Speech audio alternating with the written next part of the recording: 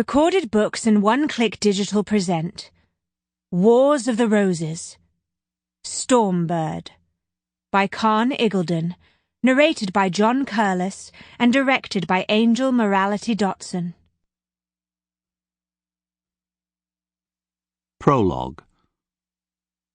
Anno Domini 1377. Bowls of dark royal blood lay beneath the bed, forgotten by the physician. Alice Perrers rested on a chair, panting from the effort of wrestling the King of England into his armour.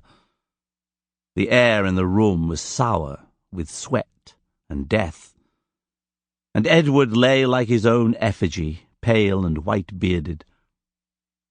There were tears in Alice's eyes as she looked on him. The blow that had struck Edward down had come from a clear spring sky, unseen and terrible on a warm wind. Gently, she leaned forward and wiped spittle from the side of his drooping mouth. He had been so strong once, a man among men who could fight from dawn till dusk.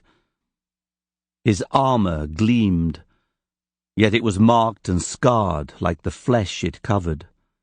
Underneath it, muscle and bone had wasted away.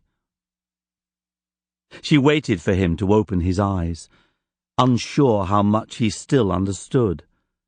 His awareness came and went, moments of fading life that grew fewer and shorter as the days progressed. At dawn, he'd woken and whispered for his armour to be put on.